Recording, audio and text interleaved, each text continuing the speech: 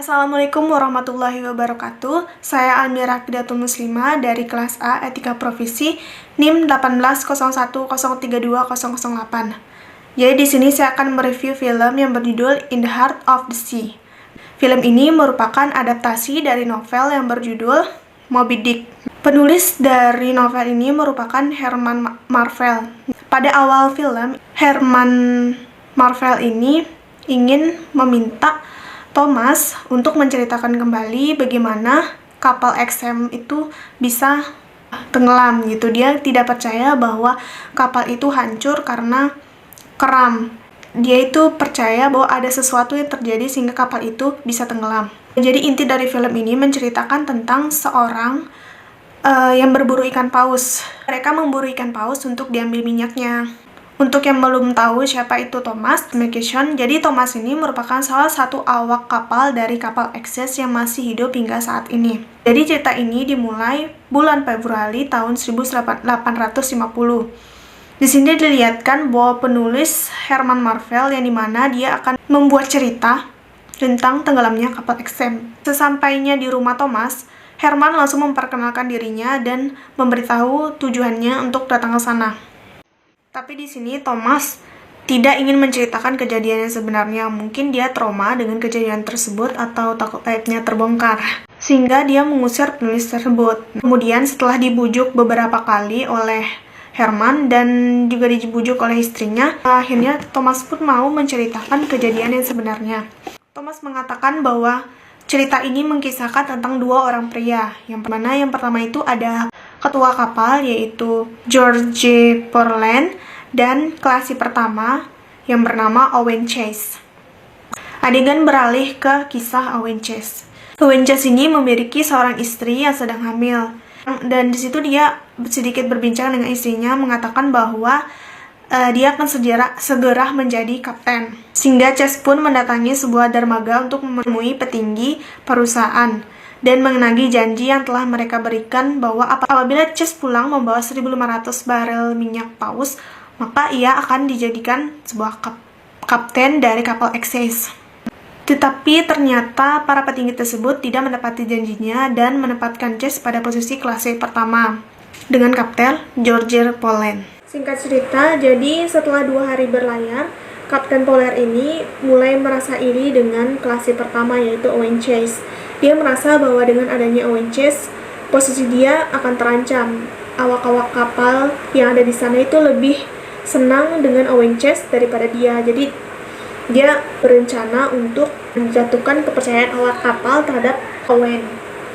Karena udah lewat dari 2 hari berlayar, si kapten ini memerintahkan awak kapal untuk menaikkan layar supaya laju kapal itu menjadi cepat tanpa memperhatikan cuaca. Nah, jadi pada saat itu si Owen ini tidak setuju dengan keputusan kapten, tapi ya mau bagaimana lagi, dia kan seorang kapten gitu, jadi harus dituruti apa maunya. Tidak lama kemudian kapal berlaju dengan cepat. Para awak sangat senang dengan keputusan kapten ini. Lama kemudian badai pun muncul dan Owen Chase mulai panik. Dia merasa bahwa ini salah. Kita terlalu cepat menuju badai ini, kata Owen. Kemudian Owen menyarankan ke kapten untuk menggulung layar kembali agar laju dari kapal itu mulai stabil. Tetapi kapten ini tidak setuju dengan keputusan Owen karena ia merasa bahwa keputusannya itu udah benar. Tidak lama kemudian kapal melaju ke dalam badai. Kapal Access mulai terombang-ambing dan hilang kendali. Sudah terjadi kejadian itu, kapten baru memerintahkan Owen untuk menggulung layar. Padahal itu sudah sangat terlambat. Tidak bisa melakukan gulung kapal dengan keadaan kondisi seperti itu. Jadi mereka memutuskan untuk bertahan. Beruntungnya mereka berhasil melewati badai tersebut, walaupun kapal agak sedikit hancur. Setelah itu, kapten menyuruh Owen untuk mengumpulkan para awak dan mengatakan bahwa besok pagi pukul 6 mereka akan kembali ke pelabuhan untuk memperbaiki kapal dan menyuruh Owen untuk meminta maaf kepada petinggi karena telah mengganggu perintah kapten. Dan menyuruh Owen untuk mengundurkan diri karena telah membahayakan nyawa awak kapal. Owen pun menentang hal tersebut dan mengatakan bahwa ini merupakan kesalahan dari kapten yang telah memberi keputusan yang tidak benar. Tak lama mereka pun saling beradu argumen, membuat kapten menjadi marah dan merendahkan Owen dengan membawa nama keluarga. Namun, menurut Owen, kembali ke pelabuhan tanpa membawa minyak akan menjadi kesalahan, dan dia menyarankan bahwa dirinya dan kapten harus kerjasama untuk mendapatkan minyak paus dan pulang pada tahun ini. Kemudian kapten mengikuti saran dari Owen melanjutkan perjalanan. Kita beralih ke adegan selanjutnya. Setelah 3 bulan berlayar di laut Samudra Atlantik, mereka menemukan kawanan ikan paus. Karena keahlian serta pengalaman Owen yang cukup memadai, kemudian mereka mendapatkan paus tersebut. Setelah 1 bulan mendapati paus pertama, mereka mulai kehabisan bahan makanan serta minuman untuk dikonsumsi. Setelah hampir dari setahun di laut, akhirnya mereka menemukan sebuah pulau dan mereka memutuskan untuk mampir ke pulau tersebut untuk mengisi kembali persediaan makanan serta memperbaiki kapal. Setelah sampai di pulau tersebut, mereka bertemu dengan seorang kapten sehingga mereka pun sedikit berbincang-bincang. Kapten pun berkata bahwa sekitar 4.800 km sepanjang Khatulistiwa ada beribu paus di sana, yang dimana ketika ditangkap paus itu bisa mengisi 3 sampai 4.000 barel dalam sehari. Hal ini membuat Kapten Poland dan Owen jadi senang karena akhirnya mereka menemukan di mana tempat paus bersembunyi. Nah, tetapi si mantan kapten ini mengingatkan bahwa di sana itu emang banyak paus, tetapi ada yang jaga karena di sana itu ada kayak paus besar putih yang dimana dia itu sepanjang 30 meter. Jadi pada saat itu mantan kapten ini mengirim 6 awak kapalnya untuk berburu paus di sana. Tetapi 6 awak kapal tersebut meninggal karena paus putih ini. Ketamakan membutakan kapten dan klasi pertama. Mereka memutuskan untuk mengarungi 4.800 km sepanjang Khatulistiwa untuk menemukan paus tersebut. Tapi, tanpa direncana, mulai timbul spekulasi, dan mereka menemukan tempat persembunyian dari paus tersebut. Tanpa berpikir panjang, kapten dan klasi pertama menurunkan skoci untuk menangkap para paus tersebut. Awalnya mereka sangat senang karena telah mendapati banyak paus. Klasi pertama turun menggunakan skoci untuk memburu paus.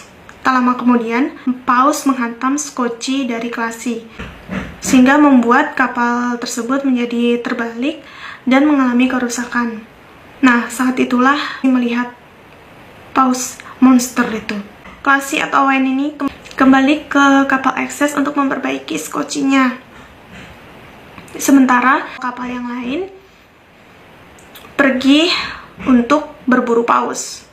Kemudian ada beberapa awak kapal yang berhasil melukai paus tersebut, sehingga membuat monster paus ini keluar dari dasar laut dan menghantam langsung kapal Access.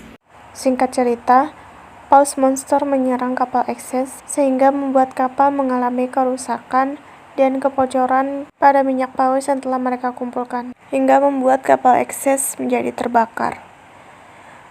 Mau tidak mau, Kapten dan Owen Chase memutuskan melanjutkan perjalanan dengan menggunakan skoci yang ada, serta mengambil persediaan makanan yang sekiranya bisa menyelamatkan mereka di perjalanan. Setelah 54 hari terdampar, akhirnya mereka pun menemukan sebuah pulau. Tapi tanpa disadari, ternyata monster paus tersebut mengikuti mereka, sehingga monster tersebut menghantam skoci hingga terhempas ke pulau tersebut. Sampainya di pulau tersebut, Owen menemukan ada beberapa mayat yang ada di sana, yang beranggapan bahwa apabila mereka tetap berada di pulau tersebut, maka mereka akan berakhir sama seperti mayat ini. Jadi, mereka memutuskan untuk kembali berlayar. Karena tidak mungkin ada pertolongan yang ada di sini, bahwa berabad-abad sebelumnya pelaut takut berlayar ke bagian ini. Jadi sedikit kemungkinan akan ada pertolongan ketika mereka berada terus mengandalkan diri untuk meminta pertolongan. Akhirnya mereka pun memutuskan untuk kembali melanjutkan perjalanan dengan memperbaiki kerusakan yang terjadi pada skoci mereka. Dalam hal ini, ada 1 orang yang sekarat dan ada 2 orang yang tidak ingin meninggalkan pulau. Mereka lebih memilih diam di pulau daripada berhadapan sama paus tersebut. Mungkin mereka udah trauma. Setelah 71 hari mereka berlayar sejauh 300 km dari barat Amerika Selatan, 1 awak meninggal dan mereka pun memakannya karena seperti yang dikatakan oleh Owen bahwa pelaut itu tidak akan membuang sesuatu yang setidaknya bisa menyelamatkan mereka.